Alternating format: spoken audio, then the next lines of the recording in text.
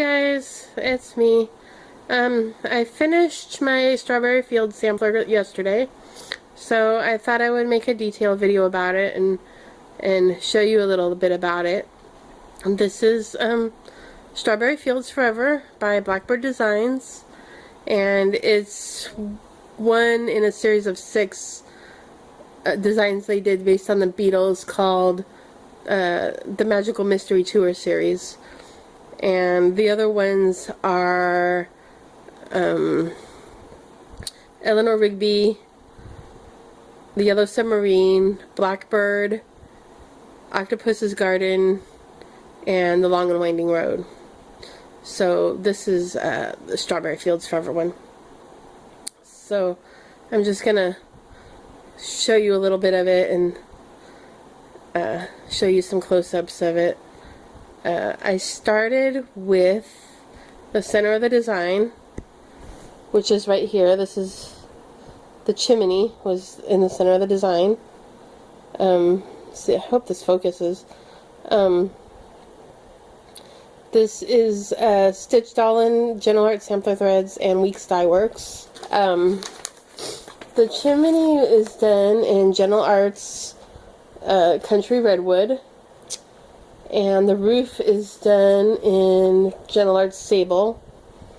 And the house is done in Weeks Dye Works Baked Apple and Gentle Arts Lamb's Wool. And the door is done in Weeks Dye Works Pelican Gray, I believe. So I did that first, and then I did the fence and the grass around it. And then I moved out to the brick wall, and I was surprised when I got to the wall. Let me move this up a little bit. There we go. I was surprised when I got to the wall, because in all of the pictures that I've seen of it, it looks really gray, but the colors are actually very green. The mortar is done in Gentle Arts Garden Gate, and the bricks are done in Weeks Dye Works Pelican Gray, and Gentle Arts Tin Bucket, and Gentle Arts Lexington Green. And I was really surprised at how green the bricks are. And then the gate, which was a lot of fun to stitch, I enjoyed stitching the gate, is done in Baked Apple. So I did the house and I did the wall, and then let's talk about the border. The border, this green viney bit here, is really tedious to stitch. I have to say I did not enjoy that part very much. It was really repetitive.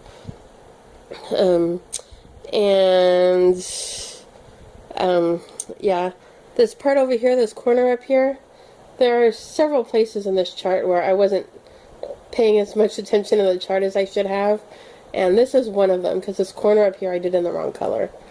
The border is in Gentle Arts Old Hickory and Gentle Arts Country, Gentle Arts, what is it in Moss. But this corner, this upper corner here of the border should have been in Grasshopper, and I missed that. Wasn't paying enough attention, so I did it in Old Hickory. I considered taking it out and redoing it, but by then I had already started doing the strawberries, and I decided I wasn't going to do that. So let's talk about the strawberries. The strawberries are done in Old Brick and Country Redwood and Baked Apple. I stitched this on as part of a stitch along with the Sampler World group on Facebook, and one of the girls in the group had added some special touches to hers, and she had decided to add some specialty stitches because the sampler is charted for straight cross stitch. The sampler does not have any specialty stitches in it, but she decided to add some specialty stitches. And I took a cue from her because I thought that was a fabulous idea. So I did a few Yeah, this one is done in Scotch stitch. And this one is done in, Smyrna crosses. And this one is done in upright cross stitch. And this one over here is done in a tent stitch. And I think this one is done in eyelets. And oh no, this one is done in rice stitch, I believe. And this one over here is done in eyelets. And this one here, I had started to do it in queen stitches, and I was having trouble. There's a reason why everybody hates queen stitches. And I did a few, and then I ended up pulling it out. And I'll tell you, the only thing that's worse than stitching queen stitches, pulling out queen stitches. But I managed it, and then the rest of them, I stopped with the specialty stitches after that, and I finished the strawberries in straight cross stitch. So there's the border, and then the planter down here is done in the same colors as the brick wall down here, the Lexington green, and the pelican gray, and the tin bucket. And the tree up here, the branch is done in moss and in grasshopper. No, the leaves are done in grasshopper. I think the branch is old hickory and moss, sort of like the border. The leaves are grasshopper. The strawberries are in baked apple, country redwood, old brick. So those were fun. And I like the way the strawberries even have seeds on them. The bigger strawberries even have seeds on them. These strawberries here have green tips, just like the strawberries you buy in the grocery store sometimes have green tips. There's a flower blossom here. There's some little, blossom leaves sprinkled on here. And then the motifs. There's a bird here. I love how the bird has the little flower in its beak. And there was a little bit of griping on the group because the chart has what might be mistakes in it. I don't know if they're mistakes or if they're intentional. And like right here you can see there's a strawberry missing, and up here there's a strawberry missing right here. And I was looking at this branch in the bird's beak, and I'm kind of wondering, maybe the bird stole a missing strawberry and that's why it's missing. Just a silly theory on my part. And then there's the little flower. And then there's the year. We'll come back to the year. There's a little, another little bucket of flowers. And another bird, which is just like the first one. And he's kind of perched on the basket of flowers here. This basket of flowers is another place where I didn't pay enough attention to the chart. And I guess on 2 counts, I was about 5 stitches away from finishing the piece, when I happened to be looking at the color list, and I was like, wait, I didn't use this color. And I went back and looked at what was supposed to be done in that color, and for the basket, or it was the basket, and I had done the basket in this same green here. This is the grasshopper, and I had done the basket in the same green as these leaves here. And I kind of, since I was 5 stitches from finishing, I kind of toyed with the idea of just leaving it, but then I decided, no, I better take it out and redo it. So I redid the basket in Brandy. And the other place right here where I wasn't paying enough attention to the chart is when I was doing this really tedious border. the pattern is really, really easy to memorize, so I wasn't really paying a lot of attention to the chart, and I didn't notice that this leaf right here, you weren't supposed to stitch this outside part of this leaf, because to make room for the leaf on the basket right here, so that there would be a little bit of space. So mine touch, and they're not really supposed to touch, but oh well.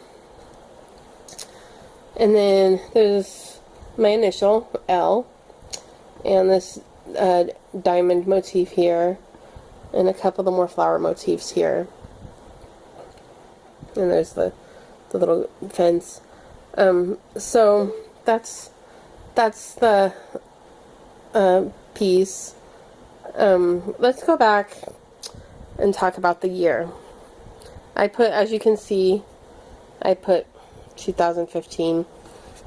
The year is probably my biggest gripe about this chart. If you look at the chart, the way it's charted, she has the year 1992 in there. And everybody who comes across the chart is like, what's 1992? The chart clearly wasn't designed in 1992. The song didn't come out in 1992. It just seems kind of random, like, where did that come from? Well, if you read the story inside the chart, she talks about how 1992 is the year that she first visited Liverpool. And so that's why she put that on there.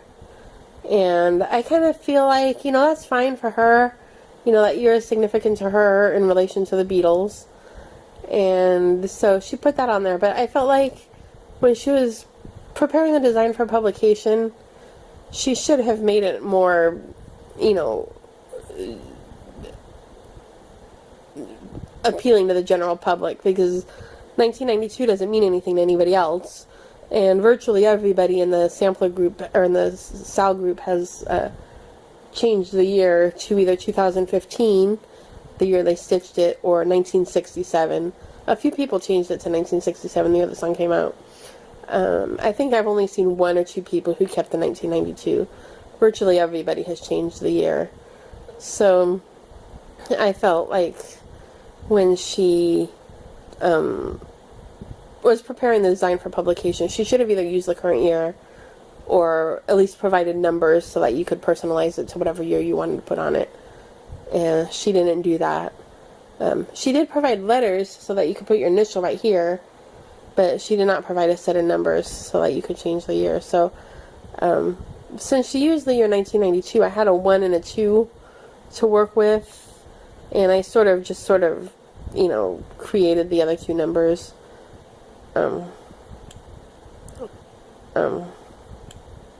So that's how I did that. I kept the same placement though. I put them in the same place as they were on the original chart. Some people have moved them and just put the year right here, like used a smaller font and put the year right here. But I kept the original placement. So that's, we'll zoom out again. That's my Strawberry Fields Forever. And it was a really fun stitch. It was, I complained about the border. It was kind of tedious. I have a few little gripes with the chart, but I enjoyed it. I've been kind of obsessive about it the last couple weeks. So, and it's kind of sad that it's over, but I have other projects to move on to, so I'm glad to have it done. I think I'm gonna take it to the framer. I'm gonna try to go to the framer on Saturday, and I have another piece I think I'm gonna take with me, and take that to the framer as well. So there it is, and I will be back probably next weekend or later this week with a regular whip update. So I will see you all soon. Bye.